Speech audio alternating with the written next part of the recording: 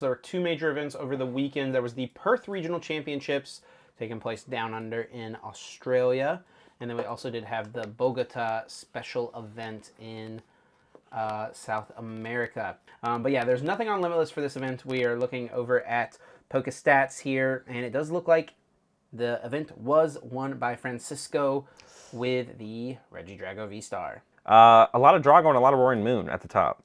Yeah, Drago, Roaring Moon, and we got a Dragapult Dusknoir build in 5th place. We got good old Raging Bolt in 6th, Charizard at 7th, and Lugia at 8th, making it into Top Cut. We don't know what the ASIM cut. Actually, it looks like it was a clean cut because you can see Eduardo here went 7-2-2, whereas Andre, who is 9th, went 6-2-2. So Andre not bubbling out. It was probably a clean cut here. Yeah, I'm pretty sure it was. And I can pull it up. Andre actually tweeted that they lost in asymmetrical. Oh yeah, there was one person in asymmetrical cut. Yeah. So Andres here ends up getting 9th. Yeah, Andres was playing. Oh, does it have it on PokeStat actually?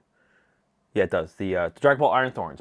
We do have a few other decks that we can look at from this tournament here. There was a Miraidon, there's a Snorlax, but the only other top cut deck that we have is Owen Dalgard traveling from the United States, who was able to get top 4. Congrats to Owen. A great finish. He's a first-year master, so I've been looking forward to see how his year 1 journey goes in the Masters division. I always like seeing how people perform in their first year, aging up into each of their respective divisions. And it was with Regidrago. It looks like Tord's 60. I don't know if this is the same 60 that Tord just played to Stuttgart. It must be. I guess it looks like it. It does have all the dragon guys in it, which was kind of the signature thing from Tord's deck. I think the big surprise from this tournament, and maybe it's not a huge shock, is the Roaring Moons. 2 Roaring Moon in top 4, 1 getting 2nd, and 1 getting top 4. Don't have lists to look at, unfortunately. I will say the 2nd place list we did see on stream, it was built to beat Cloth for sure. There was to give you an idea, it was Turbo Mooney X. There's 2 Squawkabilly, but there's also 3 or 4 Ancient Capsule. Okay.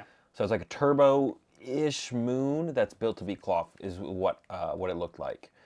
It did end up losing in the finals to Francisco. Close matches overall, if I remember correctly. Did go to game 3. But yeah, it was an interesting build. And I have to imagine the reason for the Ancient Capsules, looking back on it now, is definitely was it wanted to have an okay Cloth matchup. Because sure. it would have 290 HP, which is, well, I guess more so just not getting poisoned is the bigger deal. Yeah, getting out of range of Terapagos KOing you and not getting poisoned. Yeah, for sure. It is kind of weird, though, because to KO Terapagos, you do still have to Frenzied Gouging, put yourself down to 30 HP, so...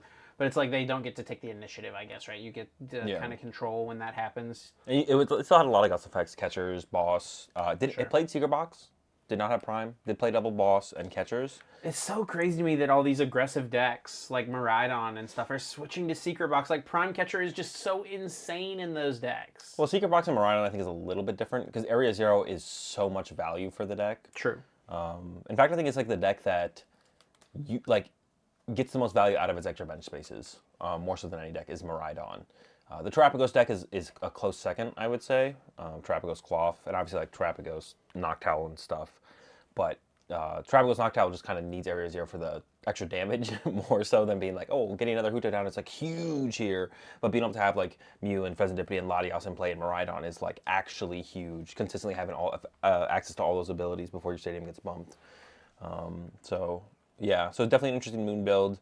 There was, like you mentioned, Dragapult Dusknoir in top cut, so Dragapult showing up outside of just the Thorns build. And then Charizard, a Raging Bolt, and then Lugia there, 8th place, which is the deck that me and you both talked about last tournament or last podcast. It seemed good going into this weekend.